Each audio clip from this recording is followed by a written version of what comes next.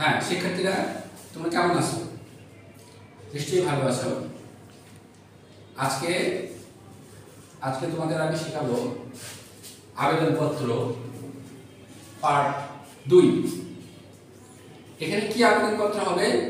আবেদনপত্র হবে আমরা যে প্রাতিষ্ঠানিকভাবে যে অ্যাপ্লিকেশনগুলো বা দরখাস্তগুলো করে থাকি সেগুলো, যেগুলো যেমন ধরো তুমি তোমার এলাকায় জলাবদ্ধতা হয়েছে কিংবা মশা বৃদ্ধি পেয়েছে অথবা অন্যান্য যে সমস্যাগুলো আছে সেই সমস্যাগুলো সমাধানের জন্য তোমার ইউনিয়ন পরিষদের চেয়ারম্যান অথবা পৌরসভার চেয়ারম্যান অথবা জনস্বাস্থ্য কর্মকর্তার কাছে যে অ্যাপ্লিকেশনগুলো লিখতে হয় সেই অ্যাপ্লিকেশনগুলো বা সেই দরখাস্তগুলো কিভাবে লিখতে হয় সেই বিষয়ে আজকে আমি তোমাদের একটা সম্পূর্ণ ছকের মাধ্যমে সবকিছু বুঝিয়ে দেব। এখানেও পূর্বের মতো ছক একটাই, একটা ছকেই আমরা সবকিছু লিখবো বা সবকিছু করবো, শুধু বিষয়ের জায়গাতে একটু পরিবর্তন হবে। যদি আমি জলাবদ্ধতার বিষয় নিরসন চাই তাহলে জলাবদ্ধতার ক্ষেত্রে লিখতে হবে, যদি মশা বৃদ্ধি হয়েছে মশক নিধন চাই তাহলে সেখানে বিষয়ের ক্ষেত্রে মশক নিধনের বিষয়টা লিখতে হবে বা অন্যান্য বিষয়। এগুলো আমাদের শুধু বিষয়ের ক্ষেত্রে পরিবর্তন হবে, কিন্তু ছক কিন্তু একই থাকবে, ছকগুলো একই থাকবে। হ্যাঁ, তাহলে আমরা এখন শুরু করি। তার আগে বলি, যারা ভিডিওটি আজকে নতুন দেখছো তারা কি করবে? ভিডিওটি শেয়ার করবে, লাইক করবে এবং আমার চ্যানেলটি সাবস্ক্রাইব করে আমাদের সঙ্গে থাকবে। এবং তোমরা আর কি জানতে চাও বা আর কি শিখতে চাও এই সকল বিষয়গুলো তোমরা আমার কমেন্ট বক্সে লিখবে এবং অবশ্যই বেল বাটনটা ক্লিক করে ভিডিওগুলো দ্রুত তোমাদের কাছে পৌঁছানোর জন্য যে ব্যবস্থা সেটা তোমরা পেয়ে যাবে। ঠিক আছে, তাহলে আমরা এখন শুরু করি। হ্যাঁ শিক্ষার্থী, আমি এখানে একটা ফরম্যাট তৈরি করেছি। কিসের ফরম্যাট? যে বগুড়া পৌরসভার মেয়রের কাছে আমরা একটা দরখাস্ত দিচ্ছি। কি বিষয়? বিষয়টা হলো জলাবদ্ধতা, অর্থাৎ বৃষ্টি হলে তোমার এলাকায় পানি জমে যায়। পানি জমে গেলে কি হয়? ড্রেনের পানিগুলো উপচে পড়ে বা ড্রেনগুলো ভরে যায়, রাস্তাঘাটগুলো পানিতে ভরে যায়, যোগাযোগের অসুবিধা হয় এবং তোমরা সেখানে খুব সমস্যায় পড়ো। এই বিষয়টা তুলে ধরে বা এই সমস্যাটা সমাধানের জন্য আমি একটা দরখাস্ত লিখছি। কি লিখলাম? বরাবরের মতো উপরে তারিখ, তারপর থাকবে বরাবর, তারপরে হলো কার কাছে লিখছি? মেয়রের কাছে।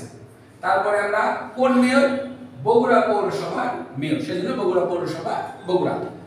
তোমরা যদি এখানে অন্য জায়গায় হয় তাহলে সেই পৌরসভার নাম দিতে হবে। বা তেমন হলো যে তোমরা এখানে লিখলে রংপুর পৌরসভা বা তোমরা যখন সিটি মেয়র দিচ্ছ তখন রংপুর সিটি বগুড়া। বিষয় কি জন্য লিখছি আমরা? জলাবদ্ধতা নিরসন করতে ব্যবস্থা গ্রহণ, অর্থাৎ এই যে জলাবদ্ধতা হয় এই জলাবদ্ধতা যেন না হয় সেজন্য ব্যবস্থা গ্রহণ করার জন্য।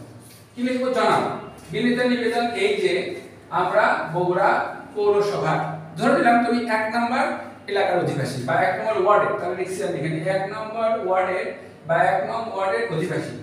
সামান্য বৃষ্টিতে এই এলাকা জলাবদ্ধ হয়ে পড়ে। এই এলাকায় ড্রেনেজ ব্যবস্থা উন্নত নয়।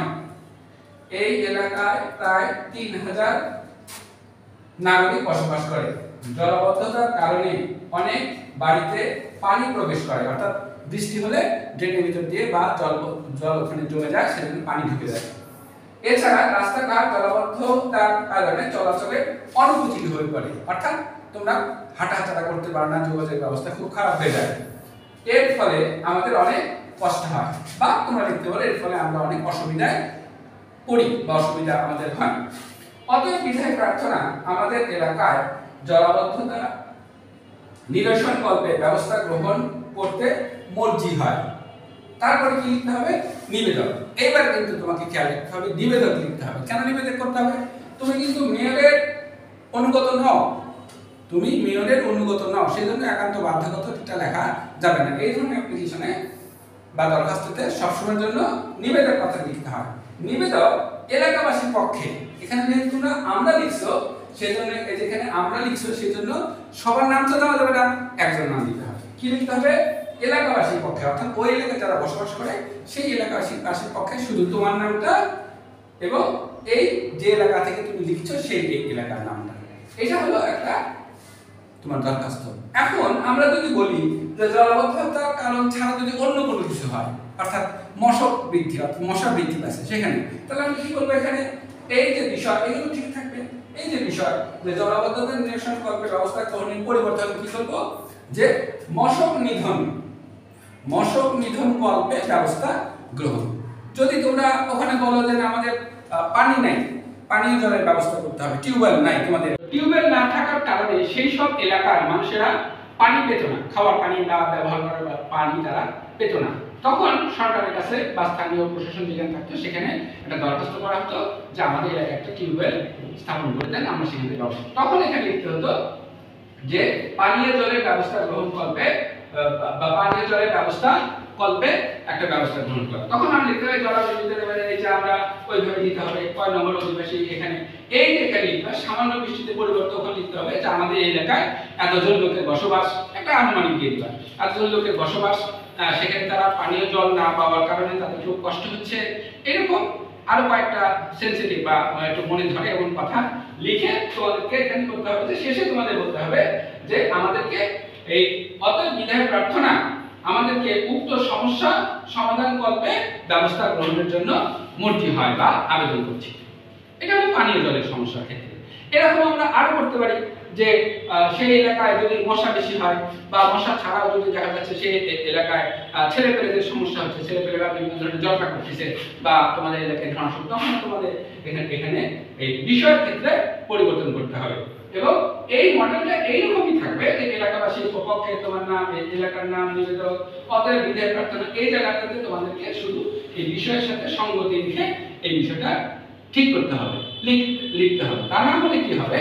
তোমাদের মূল বিষয়টা অর্থাৎ এই বিষয়টা যদি ঠিক থাকে এবং এখানে এই লাস্টের অংশ যদি পরিবর্তন হয় তাহলে কিন্তু দরখাস্তটা গ্রহণযোগ্য হবে না। অর্থাৎ গ্রহণযোগ্য করার জন্য এই দুইটা বিষয় মূল, এইখানকার বিষয়টা এবং লাস্টের এই যে অতএব বিধায় প্রার্থনা এইখানকার বিষয়টা।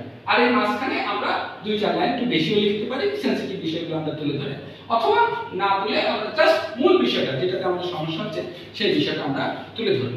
এখন আমরা এই ধরনের দরখাস্ত বা এই ধরনের আবেদন পত্রটা আমরা লিখি বা আমরা এইভাবে আমরা উপস্থাপন করে থাকি। তো নিশ্চয়ই তোমরা এই বিষয়টা বুঝতে পেরেছো। এবং গত ভিডিওতে একজন কমেন্ট করেছিল যে আমরা দরখাস্ত কিভাবে লিখব। আমি অবশ্য তার রিপ্লাই দিয়েছি। আসলে দরখাস্ত আর আবেদনপত্র একই জিনিস, দরখাস্ত এবং আবেদনপত্র একই জিনিস। তবে চিঠি, যেটা আমরা ইংলিশে বলি লেটার, সেটা কিন্তু এক জিনিস নয়। চিঠি একরকম, আবেদনপত্র অথবা দরখাস্ত একই রকম। অর্থাৎ এটাকে আমরা আবেদনপত্র বলতে পারবো, এটাকে আমরা দরখাস্ত বলতে পারবো। তবে একটা জিনিস খেয়াল রাখবে যে দরখাস্তের ক্ষেত্রে আমরা কি ধরনের দরখাস্ত লিখছি। যেমন ছুটির দরখাস্ত যদি হয়, যেটা আমি গত ভিডিওতে দিয়েছি, সেখানে ছুটির বিষয়ে দরখাস্ত। এখন এখানে যদি তোমরা তোমাদের স্কুলে কোনো বিনা বেতনে পড়ার জন্য বিষয়টা হয় কিংবা অর্থ বেতনের জন্য যদি বিষয়টা হয়, তখন কিন্তু মোটামুটি এইরকম মডেলই থাকবে। এখানে বরাবরের পরিবর্তে তোমাদের শিক্ষা প্রতিষ্ঠানের প্রধান যিনি থাকবেন, অধ্যক্ষ অথবা প্রধান শিক্ষক, তারপর তার নাম গত ভিডিওতে যেরকম দেওয়া আছে সেরকম। আর এই বিষয় জায়গাতে লিখতে হবে যে বিনা বেতনে অধ্যয়নের জন্য আবেদনপত্র, বিনা বেতনে অধ্যয়নের জন্য আবেদনপত্র। তারপরে নিবেদন, এই যে এখানে আমরা কিন্তু হবে না, আমি আমার তথ্য যেমন আমাদের গত ভিডিওতে যেরকম দেওয়া আছে ওইরকম।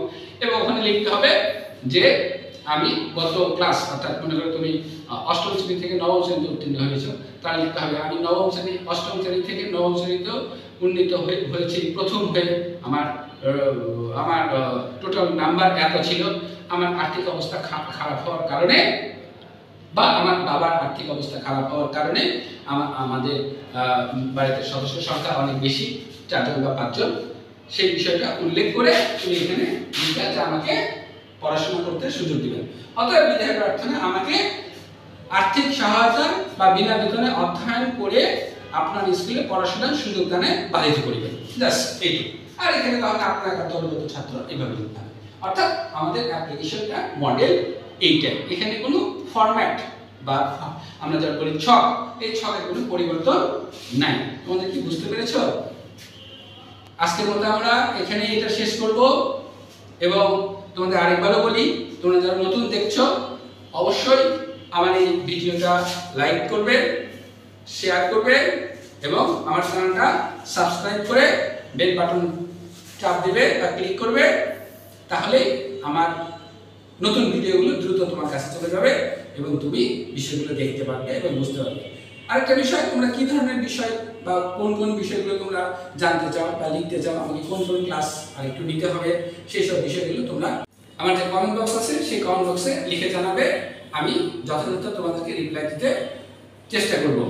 তাহলে এখানেই আজকে শেষ করছি আমরা। ভালো থাকো, সুস্থ থাকো, ধন্যবাদ।